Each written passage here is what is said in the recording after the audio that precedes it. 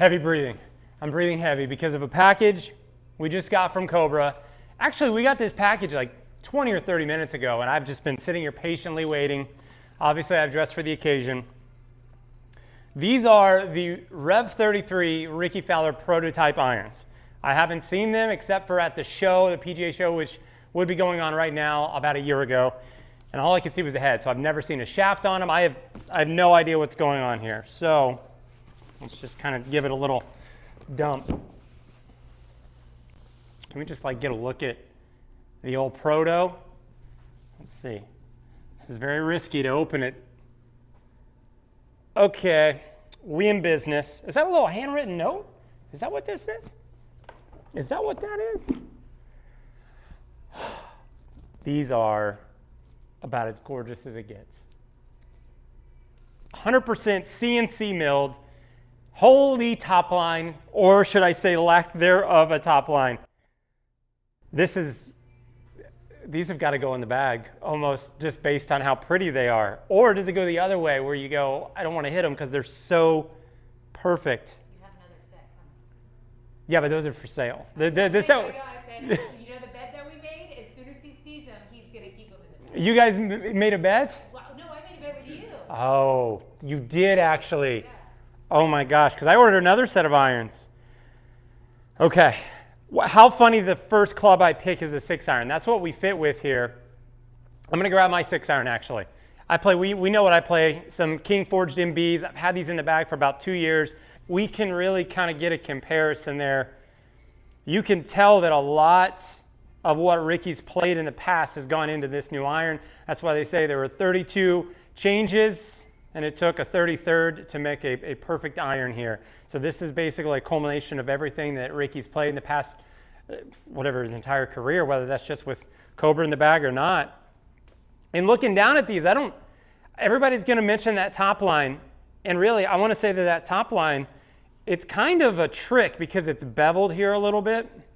So when you have that bevel, it's going to make it appear thinner. And I think that's what they just did a great job of, the fact that you do have the mass there, but with a slimmer look. And then if we're going to look at offset, see there, this should have the appearance of 0 offset. Even though there is some offset, where it comes from is right here in the hosel. It's not tapered. The hosel's not tapered. Therefore, it appears as if it's more no offset or onset. Everyone's going to mention that these are daunting, absolutely daunting to hit. When you compare the two, I don't think it's as bad as when it's by itself. No, if you're a blade player, like these are going to go right in the bag, no problem. The question is, how do they look down by the ball? How do they feel when you hit them? I am a selfish club fitter and builder, so I'm not going to hit this shaft, the stock shaft that comes with it, KBS Tour 120S. I'm going to put my Dynamic Gold X100 straight from my 6-iron into this one. Plug and play, build it up real quick, and then we're going to hit it, and we're going to see how she performs, how it feels. And just looking at it, they just did a great job. This bronze finish, you can see all the milling marks.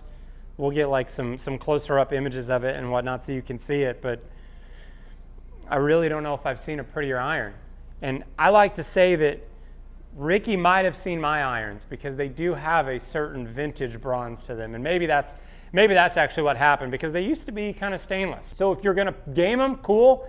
If you're a collector, you've got a really cool box as far as for collecting.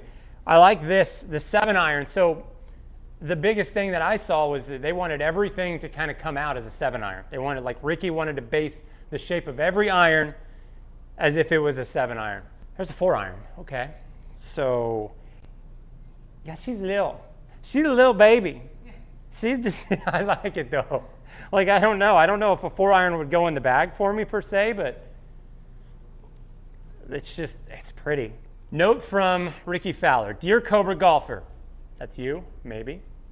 These irons are the result of many hours spent working with Cobra's R&D team in 33 different revisions, from the shaping to the feel to the finish.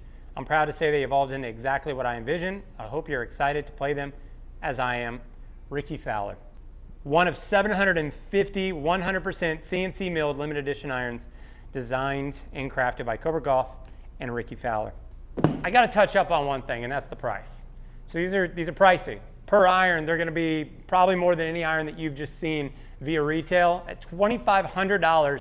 $2,500, that's like a Tuesday for us. So, you know, this probably, and you can get custom shaft options through cobragolf.com, or you can also obviously come see me, Get Fit, and get your shaft dial. We only have one set of these. Outside of these, because I think these have a really high probability of making my golf bag. We got one set. That's it that we're going to sell out of here, and that's it. They're Only 750 sets. Pretty amazing. I'm ready to hit them. I'm actually kind of shaking. I'm a little nervous. Shouldn't we sex these up a little bit? Yeah, this is our gold section. I think it's got to be those. It's got to be these. We'll burn one. We'll burn one. See how it goes. Mildly nervous, a little shy. These irons. So I have to talk about these irons. These King MBs have been. I've been hitting my irons the best I've ever hit them in the past 2 years. So to rip them apart and potentially try something different it's tough. But that's what I got to do this year because these. It's just time. And the grooves are getting slick. So.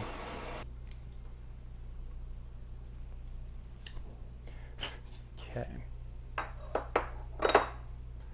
About to take a $400 golf club almost and tear it apart. That's just, not many people are going to do that. I want to hit a shaft that fits me.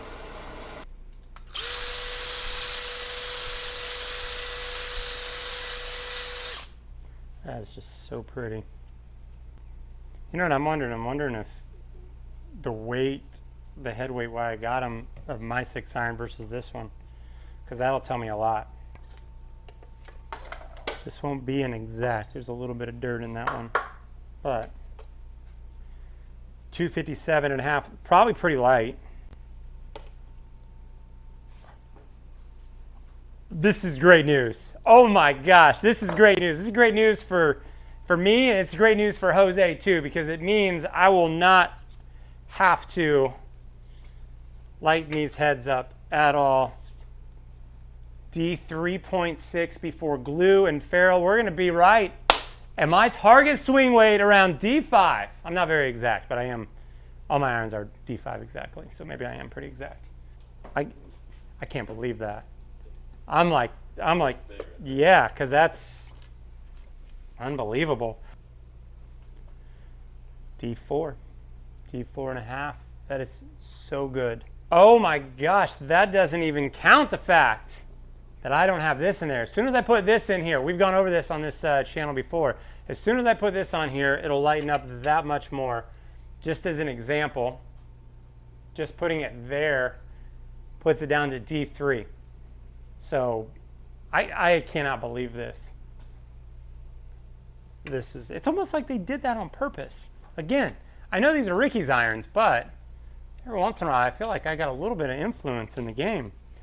So between us, if it's not like super clean, it'll have like a terrible bond. I know you know what you're doing, so outsider looking in, that scares the hell out of me. All of it? The drill bit. Yeah, oh. Straight drill bit into the iron. Same as mine. Wow, 38 and a quarter. 38 and a quarter is only a quarter inch longer for an Arcos user from Cobra, standard. So I guess maybe that's why the head weights work out for me. Probably end up in the bag. The fact that the swing weight was like that, these will probably end up in the bag. Very turned on right now.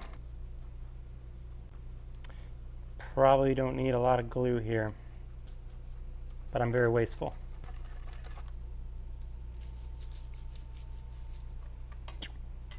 D4.9 without the sensor. So this is going to be D4 when it's all said and done. I accept that. I feel like I got to bow down. Shrine. We'll hit it.